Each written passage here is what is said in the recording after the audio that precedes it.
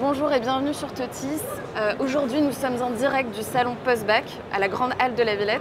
Aujourd'hui, j'ai le plaisir de recevoir Christelle Garon, qui est directrice communication et développement pour le concours Sésame. Bonjour. C'est ça. Bonjour.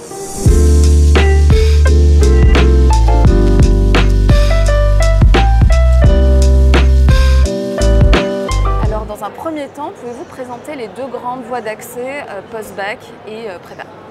Alors, pour accéder donc au panorama qui est très large en France des écoles de commerce, il y en a plus de 200 qui sont recensées. Vous avez tout type d'écoles de commerce et vous en avez une petite quarantaine qui font partie de la CGE. Alors nous, on va s'intéresser à ces écoles-là et plus précisément à la voie d'accès post-bac, c'est-à-dire que vous pouvez accéder à ces grandes écoles uniquement avec le bac, sans passer par les classes préparatoires. D'accord, merci beaucoup.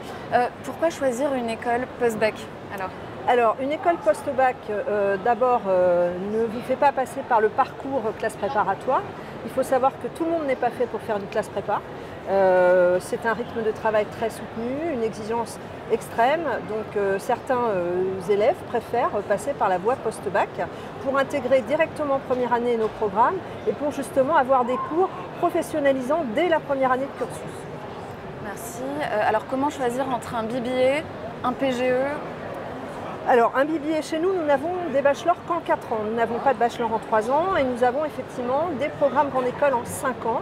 Alors, pourquoi choisir l'un plutôt que l'autre? J'allais dire que 5 ans, c'est souvent des élèves, et c'est ce qu'on remarque nous dans nos statistiques, qui souhaitent soit reprendre l'entreprise familiale, soit créer une start-up et qui ont besoin d'avoir un background scolaire suffisamment important avec une spécialisation pointue en fin de cursus. Et puis BBA s'adresse à des élèves qui souvent sont des profils d'enfants d'expatriés qui ont déjà une culture internationale, qui n'ont pas peur de partir et qui savent qu'ils peuvent partir soit pour les 2 premières années de cursus, soit pour les 2 dernières. De toute façon, sur ces différents cursus en 4 ans et en 5 ans, ce qu'il faut retenir, c'est que le temps passé à l'étranger est à peu près le même. D'accord. Comment choisir son école, son programme? Alors, pour choisir en école, effectivement, c'est une très bonne question parce que nous allons là rentrer très bientôt sur Parcoursup.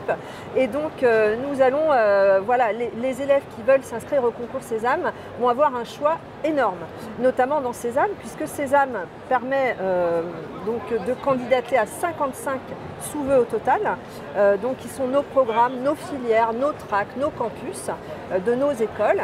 Et donc, le choix, évidemment, est immense. Alors, comment on fait pour choisir? Eh bien, moi, ce que je vous conseille de faire, c'est un petit Excel, un petit tableau avec vos propres critères. Vous allez écarter peut-être les campus qui sont soit à Paris, soit en province, écarter les écoles dont les frais de scolarité vous paraissent trop importants dès la première année.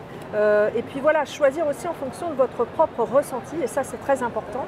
C'est pour ça que je conseille beaucoup d'aller sur les journées portes ouvertes dans les campus d'école pour justement sentir l'ambiance et choisir à bon escient l'école dans laquelle vous allez passer 4 ou 5 ans d'études, ce qui n'est pas rien. Merci beaucoup. Et justement, selon les critères d'écoles reconnues, non reconnues, est-ce que vous pouvez nous dire un petit mot Alors ça aussi, ça fait partie effectivement dans votre recherche. Il faut être très vigilant sur les écoles et les programmes que vous allez choisir. Alors chez Sésame, vous êtes tranquille, ils sont tous visés, tous les diplômes sont visés, ça veut dire reconnus par le ministère de l'Enseignement supérieur. Et ça, c'est un label d'excellence qui permet notamment la poursuite d'études à l'étranger. On sait par exemple que 80% de nos BBA poursuivent par un master spécialisé ou un master of science à l'étranger. Et bien ce label de visa de l'État permet ça, justement, une poursuite d'études à l'étranger pour une reconnaissance du diplôme à l'étranger. D'accord. Et justement, comment se déroule le concours Sésame? Les épreuves Alors déjà, il faut s'inscrire sur Parcoursup, ça on l'a dit. Ensuite, c'est une journée d'épreuve, donc le 15 avril 2024, qui se déroule à domicile du candidat sur son propre ordinateur. Donc on lui envoie évidemment un lien de téléchargement du logiciel sur lequel il va passer ses épreuves. Il aura un test technique à passer avant les épreuves pour que lui et nous s'assurons que tout va bien et que le matériel est adéquat pour passer le concours. Et ensuite, il passera donc toute sa journée de concours de 8h30 le matin jusqu'à la mi-après-midi. Donc il enchaînera toutes les épreuves écrites, donc qui sont découpées en 3 séquences. La première qui est comprendre, donc qui comprend une épreuve de mathématiques, de compétences digitales et d'enjeux contemporains. Le deuxième bloc de la matinée sera les langues, donc français, anglais et seconde langue étrangère, puisque l'anglais est obligatoire au concours Sésame à l'écrit, mais également une deuxième langue étrangère. Et l'après-midi, donc une dernière épreuve qui s'appelle analyse documentaire. D'accord. Est-ce que vous avez un conseil pour aider les candidats à réussir le concours Sésame? Alors évidemment, le conseil que je donne, c'est de s'entraîner. Et pour ça, rien de mieux que l'inscription à la plateforme prépa-sésame.net, qui est vraiment la plateforme de référence et officielle des épreuves du concours Sésame. Sachez qu'on a 94% de nos candidats qui sont inscrits à cette plateforme et donc 97% d'entre eux, l'année dernière, ont réussi le concours grâce aussi à nos outils d'entraînement. Donc privilégiez vraiment la plateforme d'entraînement prépa-sésame.net. Le message est bien passé, je pense. Un dernier mot sur les débouchés après une école de commerce, même si ça peut paraître assez vaste.